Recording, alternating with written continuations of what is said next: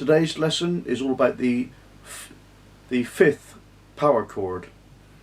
Now, the fifth power chord is usually names like E5, F5, G5, A flat 5, A sharp 5. It's always got a 5 after it. Whichever pitch in any scale, it's always got a 5 after it. It's got a fifth position.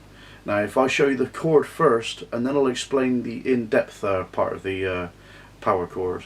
Now, this lesson is more for beginners, so if you're learning to play rock guitar, then your basic fifth power chord is going to be your mainstay. And whether you play punk, heavy metal, thrash, rock and roll, whatever, any kind of heavy music, the fifth power chord is going to be your basic mainstay of your entire rhythm guitar sound. Okay, so this can be done in any fret space whatsoever. So if we just zoom in slightly. Okay, so for the purpose of this lesson here, we're in the fret space number 3. Okay, so your root note will be here. Now, using your index finger to hold down the root note, which is note number 1 in fret space 3 on the bottom string. Bottom string ear, bottom E string. So hold down the root note in fret space 3 on that string. And on the second string, but on fret space number 5, is where you'll find the second note. And you'll hold that down with your third finger or ring finger. And for the third and final note in the chord, also on fret space number 5, but on the third string, you'll use your pinky finger to hold it down. So you formulated this power chord shape, this chord shape here.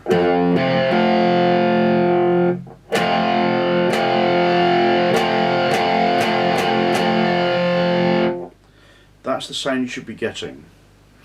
Okay, and with this power chord, with this chord, you can go anywhere up and down on the fretboard.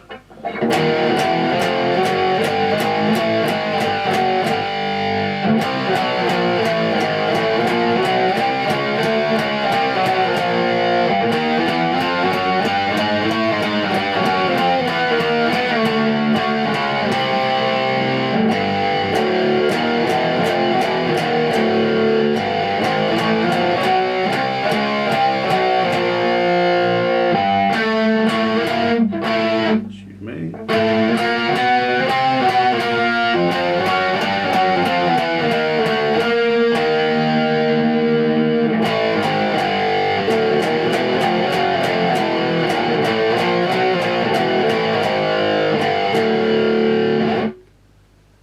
Now, as you can see there, I did some changing variations, but the main principle of the chord is still the same no matter where you go on the fretboard. Now, because different strings are tuned differently by nature, sometimes you get different chord shapes like that where some fingers are in different fret spaces to one another. And down on the root, on the open open strings, etc., where the root note isn't actually held down with any finger. But anyway, the reason for that is because in the now this is where the fifth chord gets its name. Okay, so we think of, if you know the basics of the minor scale, the natural minor scale, which is here.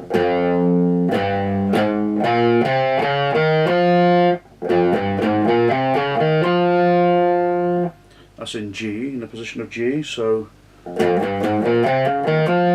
got root number 1, which is, sorry, note number 1, which is a root note of the scale, which is there, and the second note is here. Note number 3 is there, and note number 4 is here. This is within the scale pattern now, and note number 5, as you'll notice, is there. Now if I just take you back, so back to the power chord again, where I did the last note. because the last note is within the scale pattern too. So if I just play down, if I just do a descending motion from the top note of the minor scale,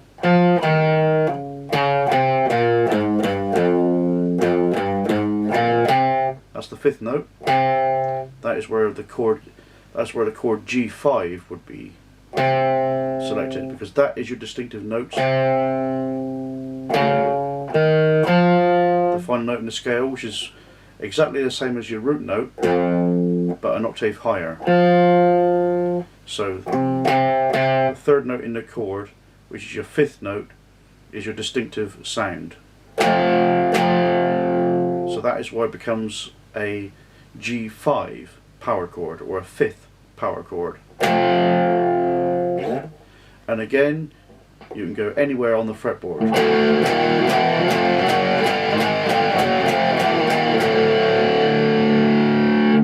Now what you can see there, the open E chord, because the root note is the bottom string, which doesn't need to be held down to get that sound, as you can hear. But the ones that do need to be held down are in fret space number 2 for your 2nd note, and fret space number 2 for your 3rd note on the next string up. So it's like, it doesn't matter, so I'm doing a different chord shape to that or that and whatnot. But as long as you're getting the same sort of chord sounds, as long as you're getting the same sort of note intervals in the chord. And conversely, I don't drop tune hardly, but where drop tuners use one finger to get the sort of sound, but they're still getting the same.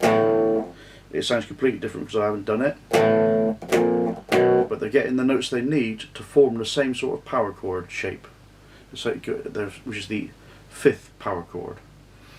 Okay, I'm sorry this lesson may well turn out a bit long-winded, but as long as you've got the basic principle of a 5th power chord, that is going to be a mainstay for hard rock.